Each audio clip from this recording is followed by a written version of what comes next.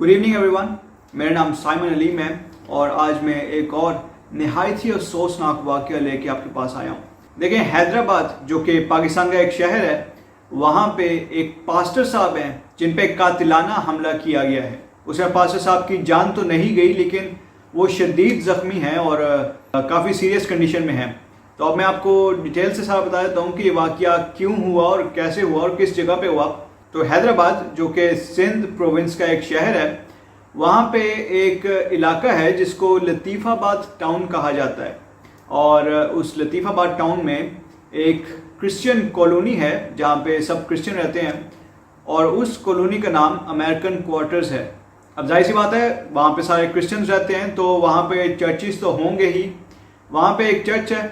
और उस चर्च के पास्टर इंचार्ज जो हैं ये पास्टर शकील साहब हैं। उनका पूरा नाम पास्टर शकील सूबा मसीह है। अब देखें, पास्टर साहब के बकौल उस इलाके में एक मुसलमान शख्स है जिसका नाम मोहम्मद सईद है। अब ये मोहम्मद सईद जो है ये काफ़ी बदमाश टाइप इंसान है। इसके साथ इसके काफ़ी सारे साथी भी हैं जो इसके साथ मिलके बदमाशी करते हैं या गुंडागर्दी करते हैं। और ये जो मोहम्मद सईद है, इसके ताल्लुकात एक और शख्स के साथ हैं जिसका नाम मोहम्मद अली है। और मोहम्मद अली के बारे में कहा जाता है कि उसका काफ़ी सियासी असर रसूख है और काफ़ी उसकी सियासी जान पहचान है और इसीलिए उसके सर पे मोहम्मद सईद इस तरीके से उस इलाके में बदमाशी करता है। अब देखिए, आप सबको पता है कि हर संडे हमारे जो मसीही बहन भाई हैं वो चर्च जाते हैं अपनी पूरी की पूरी फैमिली के साथ। अब ये जो शख्स है मोहम्मद सईद, ये अपने साथियों के साथ चर्च के रास्ते में जाम पूछ के खड़ा हो जाता था और वहाँ पे आते जाते हमारी मसीही बहनों बेटियों को छेड़ता था, उनको आवाज़ें कसता था और उनको गलत किस्म के अल्फाज बोलता था। और आप इसकी हिम्मत देखें कि ये इधर क्रिश्चियंस के घरों के अंदर भी घुस जाता था और क्रिश्चियंस के घरों में घुस के ये धमकियां देता था कि ये हमारी मसीही बहनों बेटियों को उठा के ले जाएगा। और साथ ही साथ ये जितने भी इस इलाके में मसीही रहते हैं उनके साथ ये मारपीट करता रहता था। और एक तरीके से कहा जा सकता है कि इस शख्स ने क्रिश्चियंस का इस इलाके में जीना हराम किया हुआ है।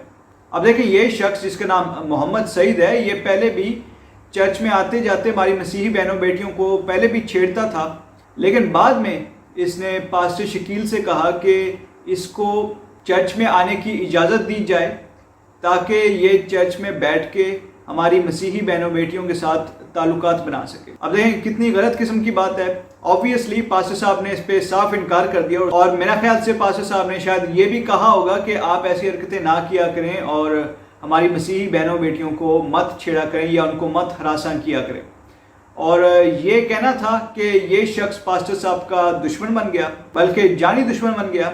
और उसके बाद इसने पास्टर साहब से काफ़ी दुश्मनी रखना शुरू कर दी। अब देखिए, पिछले संडे इबादत के बाद पास्टर साहब और तमाम कलीसिया अभी ये लोग घर वापस जा ही रहे थे कि मोहम्मद सईद अपने साथियों के साथ असले से लेस उस जगह पे आया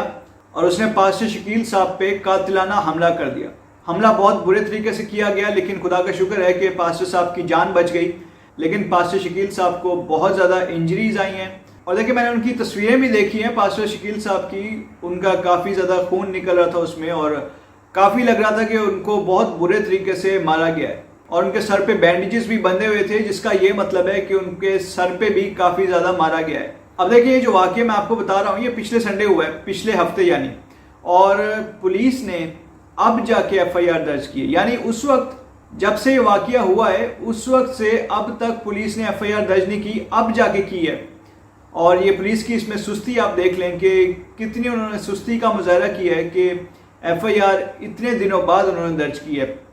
और अभी भी FIR दर्ज होने के बावजूद भी ये शख्स जिसका नाम मोहम्मद सईद है और इसके साथी, इनमें से कोई भी अरेस्ट नहीं हुआ अभी तक। ये लोग अभी भी सड़कों पे या गलियों में दंदनाते फिर रहे हैं। अब देखिए, मोहम्मद सईद और इसके साथी ये पास्टर साहब को धमकियां दे रहे हैं और सुलह करने पे मजबूर कर रहे हैं और कह रहे हैं पास्टर साहब को कि आप सुलह करें और FIR वापस लें। और साथ ही वो लोग धमकियां भी दे रहे हैं कि अगर आपने ऐसा नहीं किया तो आपका और आपकी फैमिली का और आपके जो जितने भी कलीसिया है या जितने भी इस इलाके में क्रिश्चियंस रहते हैं उनका ये बहुत बुरा हाल करेंगे, जिसमें जानी नुकसान भी हो सकता है। اور ساتھ ہی ساتھ انہوں نے یہ بھی دھمکی دی ہے کہ چرچ کو بھی وہ لوگ جلا کے راکھ کر دیں گے۔ اب دیکھیں یہ سب کچھ پاکستان میں ہو رہا ہے، پاکستان میں اوپنلی کرسچنز پہ حملے کیے جا رہے ہیں اور پولیس ایز یوزول سستی کا مظاہرہ کرتی ہے یا پھر جان بوجھ کے ہی کوئی ایکشن نہیں لینا چاہتی۔ اب دیکھیں دوسری جانب پاکستان کی جو حکومت ہے وہ بالکل خاموش رہتی ہے، ایسے جب بھی حملے ہوتے ہیں تو کچھ بھی ان کی طرف سے کوئی بیان نہیں آتا، جس سے یہ ظاہر ہوتا ہے کہ شاید کہیں نہ کہیں پاکستانی حکومت بھی ان سب چیزوں میں انوالو ہے، یا اگر پوری حکومت اس میں انوالو نہیں ہے تو کچھ حکومت کے اہلکار یا کچھ عناصر ضرور انوالو ہیں بیچ میں، جو ایسے غنڈہ عناصر اور مسیحی دشمنوں کی پشت پناہی کرتے ہیں۔ اب دیکھیں جتنے بھی کرسچنز پہ اٹیک کیے جا رہے ہیں یا کرسچنز کے خلاف جتنے بھی ہیٹ کرائمز ہو رہے ہیں، یہ سب اس لیے پاکستان میں ہو رہے ہیں کیونکہ آپ دیکھ سکتے ہیں کہ پاکستان میں میڈیا پہ، سوشل میڈیا پہ اور ایون پاکستان کی جو حکومت میں وزیر ہیں یا ایون وزیر اعظم،